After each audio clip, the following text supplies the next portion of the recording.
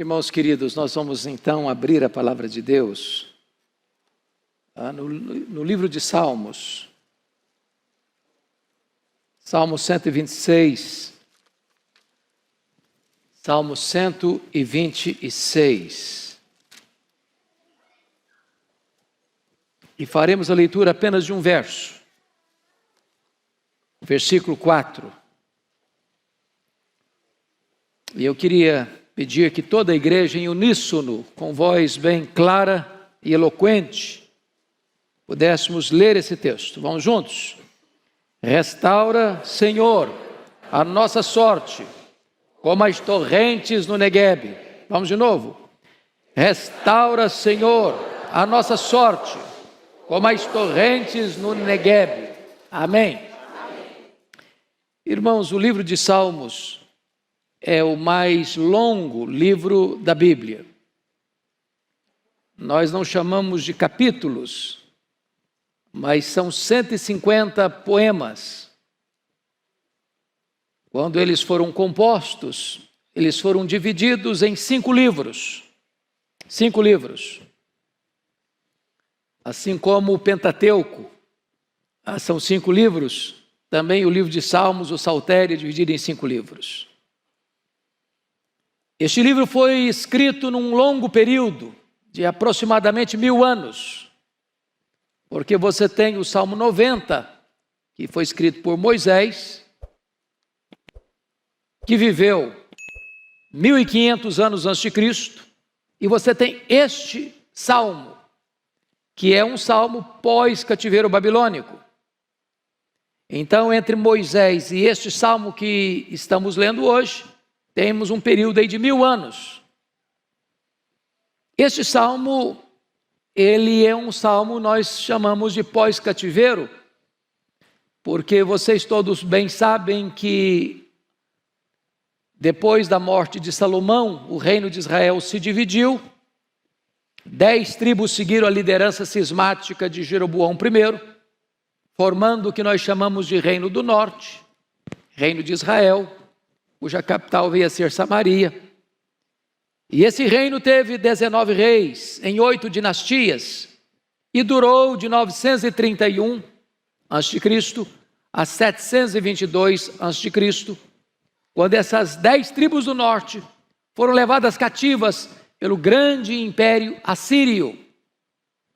As 2 tribos do sul, fiéis à dinastia davídica, formadas das tribos de Benjamim e Judá, ainda duraram mais tempo, alternando entre homens piedosos e homens maus no governo.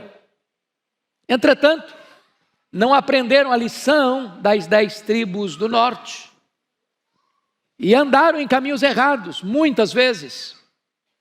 Deus mandou os profetas e eles não ouviram os profetas. Eles perseguiram os profetas. Eles mataram os profetas. E o alerta foi feito vez após vez, reiteradamente, mas eles não quiseram ouvir a voz de Deus. Então Deus mandou o poderoso império caldeu, a Babilônia, que em 3 cercos da cidade de Jerusalém tomou a cidade. 606, 596, 586. E em 586, Nabucodonosor entrou em Jerusalém, arrasou a cidade, destruiu a cidade, passou ao fio da espada milhares de judeus. E diz o profeta Jeremias que mais felizes foram os que morreram à espada do que os que morreram de fome dentro dos muros de Jerusalém. O povo foi levado para a Babilônia, num longo cativeiro de 70 anos. Mas Deus já havia dito, por intermédio do profeta Jeremias, que esse cativeiro tinha prazo de validade. Depois de 70 anos, Deus libertaria de novo o seu povo.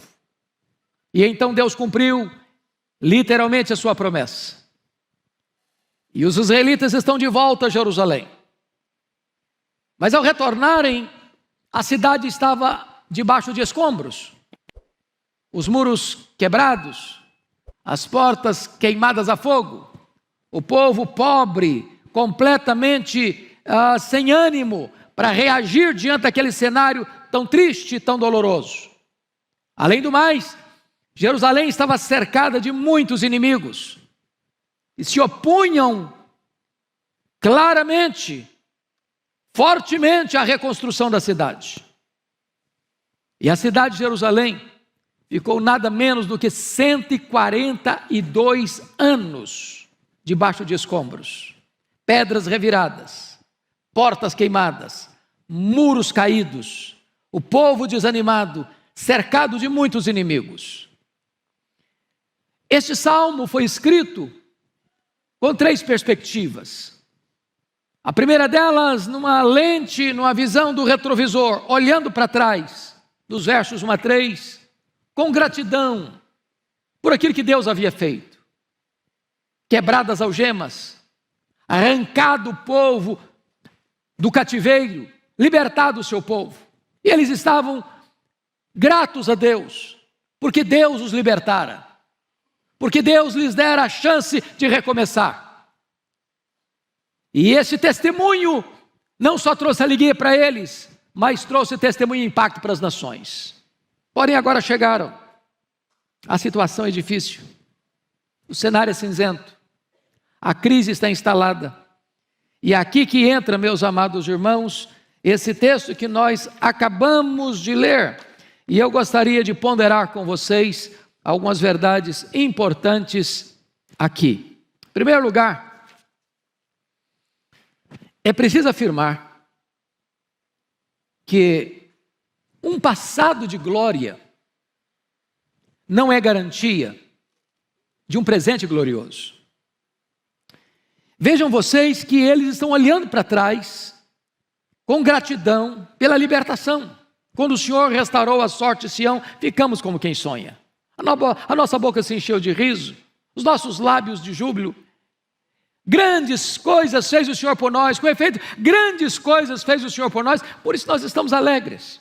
Mas isso lá atrás. Se você é crente no Senhor Jesus, se você tem o selo do Espírito Santo na sua vida, se o seu nome está escrito no livro da vida, houve um momento na sua história em que você foi liberto, em que você foi perdoado, em que você foi salvo. Seus olhos foram abertos, seus ouvidos foram abertos, seu coração de pedra se transformou num coração de carne. Você se rendeu a Jesus. A alegria da salvação, a alegria do perdão, a alegria de ser membro da família de Deus, de ter o seu nome escrito no livro da vida. Todos nós que cremos em Jesus temos essa história linda para contar do que Deus fez na nossa vida. Mas agora, vamos pousar aqui hoje, 17 de outubro de 2021. Exatamente agora, 11 horas 36 minutos, na Igreja Presbiteriana de Pinheiros, em São Paulo, Brasil. A grande pergunta é: como está hoje a sua vida? Que diagnóstico você tem do seu coração? A Igreja Presbiteriana de Pinheiros, por convocação do pastor da igreja, pastor Arival, está dedicando o dia de hoje para que a igreja reflita sobre a questão do avivamento. Nós amamos a história,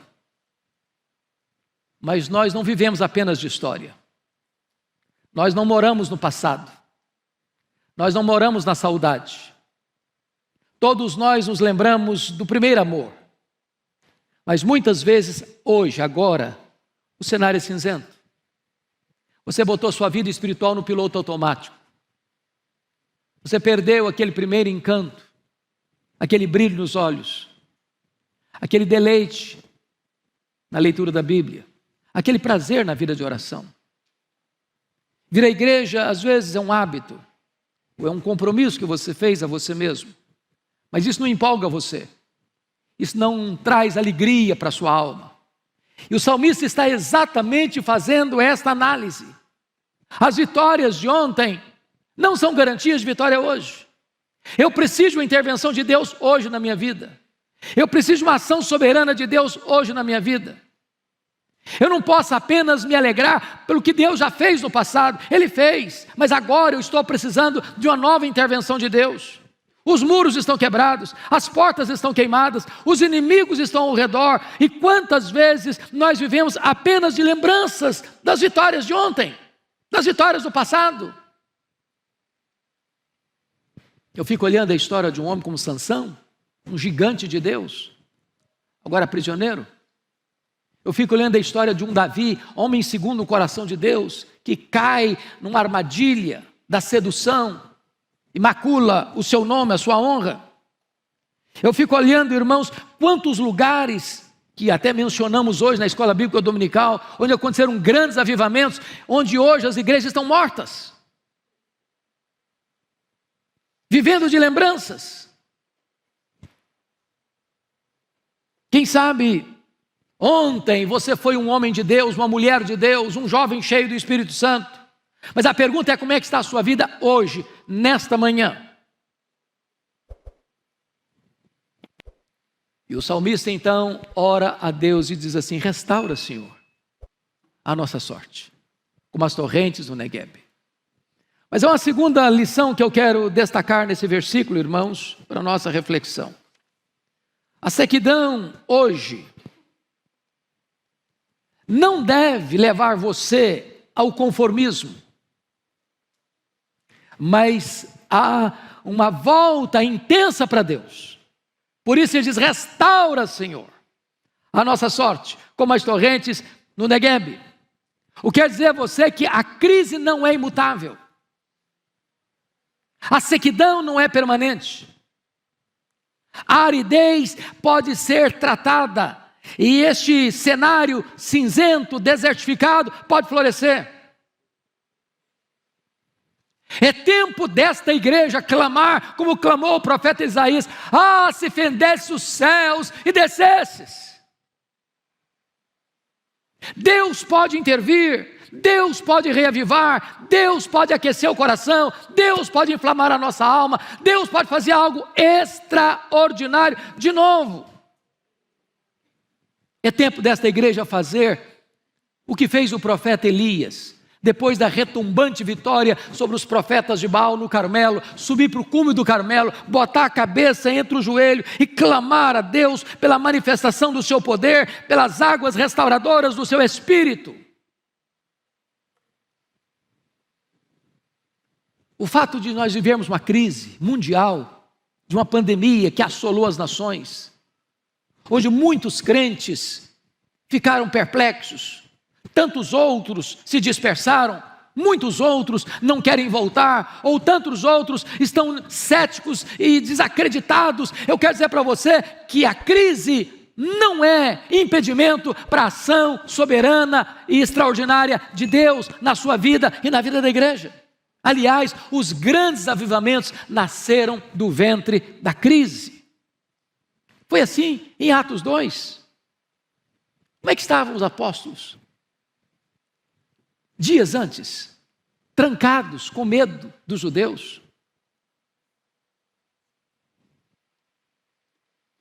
Agora, eles estão revestidos com o poder do Espírito Santo.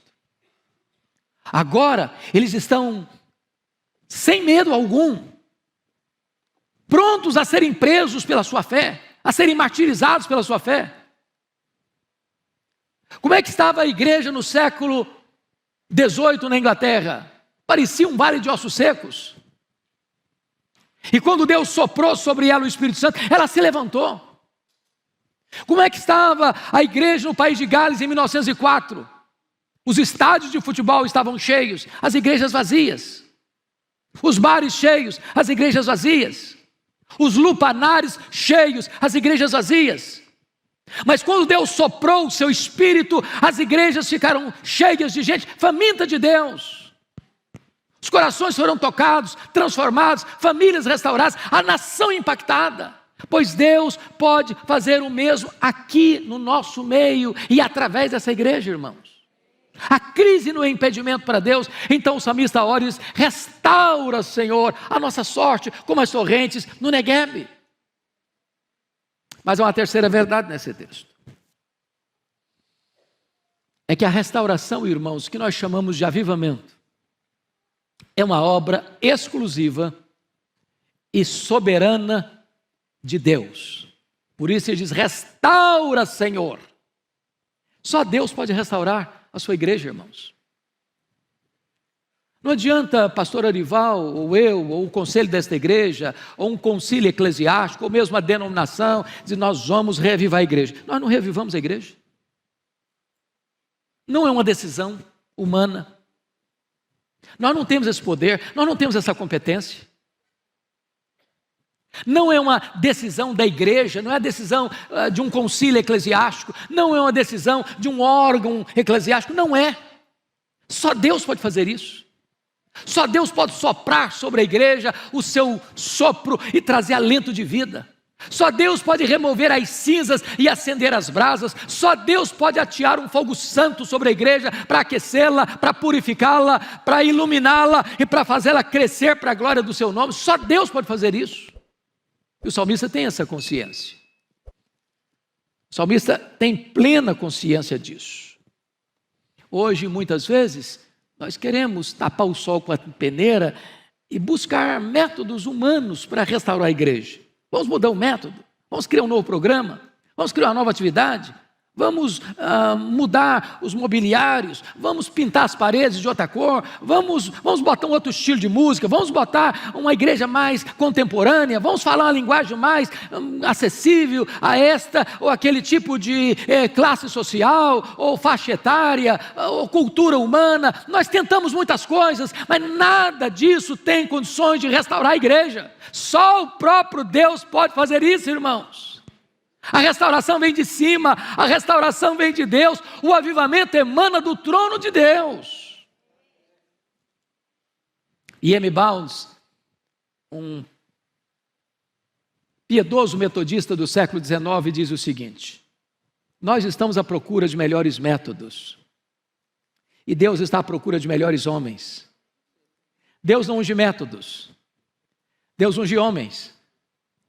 Amados irmãos, você e eu precisamos dessa visitação poderosa de Deus. Você e eu precisamos de um alento novo, de um entusiasmo novo, de uma visitação poderosa, de um sopro divino, de uma visitação e de um derramamento do Espírito Santo de Deus. Como você pode encontrar lá em Ezequiel 37, quando o profeta é levado para um cenário onde o que ele vê é um vale de ossos secos, sequíssimos. E uma pergunta lhe foi feita: filho do homem, poderão reviver esses ossos? E a resposta de Ezequiel é magnífica: Senhor Deus, tu o sabes. Se Deus quiser, um vale de ossos secos se transforma num exército. Se Deus quiser, uma igreja apática se torna uma igreja viva. Se Deus quiser, uma igreja que está com o seu coração posta neste mundo, volta o seu coração para as alturas. Se Deus quiser, Ele pode pegar um adolescente, um jovem, uma criança, um homem, uma mulher, uma pessoa idosa e levantá-la no poder do seu Espírito para impactar a igreja, a cidade e a nação. Se Deus quiser, Ele pode fazer. E o clamor do salmista é este: restaura, Senhor. Restaura, Senhor. Mas em quarto lugar, irmãos, esse texto ainda nos ensina uma quarta verdade. A restauração é fruto de oração fervorosa. Porque veja você o clamor: restaura, Senhor. A igreja clama e Deus atende. A igreja pede e Deus concede. A igreja bate e a porta abre. A igreja bombardeia o céu com as suas orações e as chuvas torrenciais descem. Irmãos, nunca houve, nem na Bíblia, nem na história da igreja, avivamento sem ser precedido de oração, oração, oração. Às vezes lemos livros sobre oração. Às vezes temos boa teologia sobre oração. Às vezes pregamos sobre oração. Às vezes damos palestra e estudos bíblicos sobre oração. Mas o que Deus está recomendando à igreja é orar. É orar. Restaura, Senhor.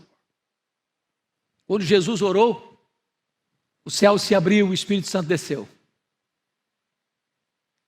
Quando aqueles 120 discípulos trancaram-se no cenáculo e durante 10 dias todos perseveraram unânimes em oração. Depois de 10 dias, o céu se fendeu e o Espírito Santo desceu em línguas como de fogo, como que num vento impetuoso, e todos ficaram cheios do Espírito Santo e passaram a falar as grandezas de Deus, e ali começa uma igreja viva e vigorosa. Quando Elias subiu ao cume do Carmelo, a chuva desceu. Quando perguntaram para o grande príncipe dos pregadores do século XIX, Charles Haddon Spurgeon, qual era o segredo do seu ministério, de reunir milhares e milhares de pessoas todos os domingos para ouvir a palavra de Deus, e diz: o segredo desta igreja é que ela tem uma usina de poder. E a usina de poder da igreja era a reunião de oração da segunda-feira, onde centenas de crentes se reuniam para orar, para buscar poder, para Deus capacitar, para Deus visitar, para Deus transformar, para Deus avivar a igreja. Alguns historiadores dizem que o Spurgeon tinha debaixo do templo, ou melhor, debaixo do púlpito, uma sala, e ele, ao perceber no sermão que alguma coisa faltava, ele batia o pé com mais força, para que as pessoas que estavam lá embaixo orando, revigoraram ainda mais na oração.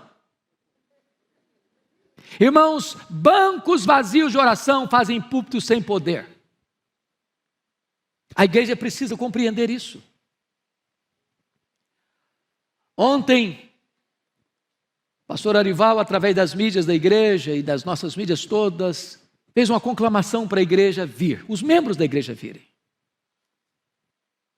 Tem alguns membros que ainda não vieram. Esperamos que venham. Mas não basta só você vir. Os membros da igreja precisam entender que todos nós somos participantes do ministério da proclamação. Porque leia sua Bíblia e você verá uma coisa: sempre que a igreja orou, o Espírito Santo veio. E sempre que a igreja orou e o Espírito Santo veio, a igreja pregou. E sempre que a igreja pegou no poder do Espírito Santo, as conversões foram abundantes e a igreja cresceu.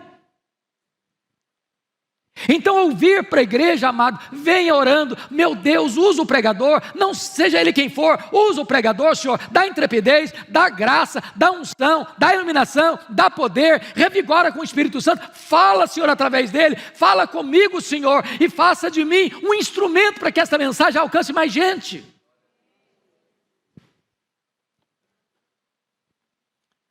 Hoje à noite nós ouviremos um pastor da Coreia. Já temos tantos testemunhos lindos, mas uma das marcas para mim mais impressionantes da igreja da Coreia, além do discipulado, que é uma marca extraordinária, é a postura daquela igreja de orar pelas madrugadas. E certa feita, eu visitando a Coreia, fui perguntar a um dos pastores por que eles oravam de madrugada. E eu até fui um pouco indelicado, porque eu fiz uma afirmação para ele, disse: vocês oram de madrugada porque isso é a cultura oriental, isso é a cultura de vocês. E esse pastor olhou nos meus olhos e me disse: não. No mundo inteiro as pessoas levantam de madrugada para ganhar dinheiro. Nós levantamos de madrugada para orar porque Deus é prioridade na nossa vida. Irmãos, quando o povo tem sede de Deus, Deus visita a sua igreja. A Bíblia diz que Deus derrama água sobre o sedento, torrente sobre a terra seca. Deus derrama o seu Espírito sobre a sua posteridade e a sua bênção sobre os seus descendentes. Mas é a terra seca que recebe a chuva, é o sedento que tem água. É desta maneira que Deus diz: se a igreja orar, a igreja recebe. Nós conclamamos você, meu irmão, membro desta igreja, você que está conosco hoje, você que está nos assistindo, a clamarmos a Deus por um revivamento. Só assim a igreja vai enfrentar as hostes do mal, só assim a igreja vai enfrentar todas as forças ocultas e visíveis que se levantam contra a igreja. Só assim a igreja vai impactar a nação. Por isso o clamor é esse: restaura, Senhor, a nossa sorte, como as torrentes do Negueb. Mas, amados irmãos, eu gostaria de concluir com a quinta verdade desse texto. A restauração é, na verdade, um milagre de Deus. Não apenas uma intervenção de Deus, mas um milagre de Deus. Veja você o versículo que diz assim: restaura, Senhor, a nossa sorte, como as torrentes no Negueb. Como entender isso? Você que tem uma pequena noção, uma boa noção da geografia bíblica, você sabe que o Negueb é um deserto. Que o Negueb é o maior deserto de Israel. Que o Negueb é o grande deserto da Judeia. Que esse deserto é formado de altas montanhas rochosas, onde o que você vê são pedregulhos e areias grossas esbraseantes. A região toda é deserta. Mas ali acontece um fenômeno muito curioso.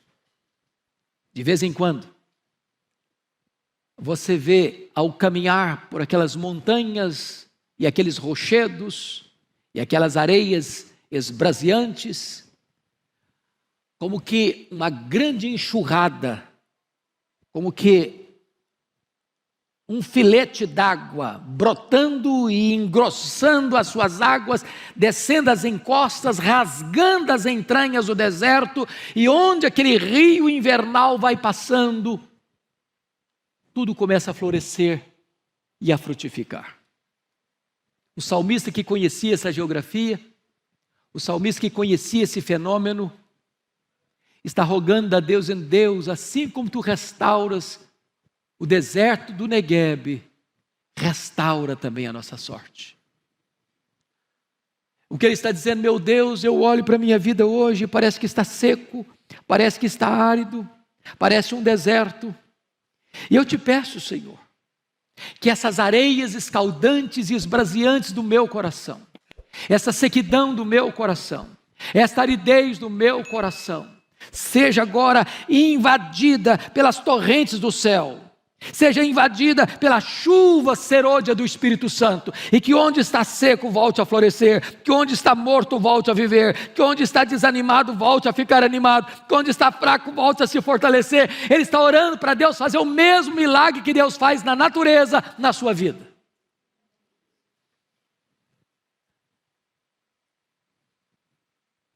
Eu quero isso para mim. E o Senhor Jesus Cristo, lá na festa dos tabernáculos, no último dia da festa, onde o povo tinha uma procissão de pegar água lá no tanque de Siloé e levar ao templo, e aquela procissão era feita durante os 7 dias da festa. No último dia, era o dia áureo, alto da festa, e essa procissão acontecia 7 vezes, do tanque de Siloé ao templo, e na medida que eles iam cantando: e vós tirareis águas das fontes da salvação, citando Isaías capítulo 12, versículo 3, e de repente, no auge da festa, Jesus se levanta e proclama: se alguém tem sede, venha a mim e beba. Quem crer em mim, como diz a Escritura, do seu interior fluirão rios de água viva. E ele estava falando isso a respeito do Espírito Santo. Eu quero dizer a você nesta manhã, meu amado, que Jesus é o mesmo, e que Ele está aqui nesta manhã, e Ele tem todo o poder. E se você tem sede dEle, e se você quer ver este milagre dEle na sua vida, clame a Ele. Se alguém tem sede, venha a mim e beba. Quem crer em mim, como diz a Escritura, do seu interior fluirão rios de água viva. É isso que Ele está querendo realizar na minha e na sua vida. Se você hoje tem a vida como um vale árido, pois Deus é poderoso para transformar esse vale árido num manancial, e de bênçãos vai se cobrir aí a primeira chuva. Se você hoje está com água apenas lá no tornozelo, Peça a Deus para que essas águas cresçam e chegue até a sua cintura. E peça a Deus para que essas águas cresçam e chegue até o seu ombro. E peça a Deus para que essas águas cresçam, para que você possa nadar neste rio do Espírito Santo de Deus, uma vida plena e abundante.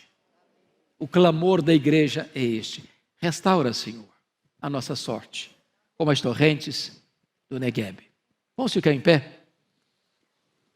E vamos recitar com toda a alegria e entusiasmo Salmo 126, versículo 4.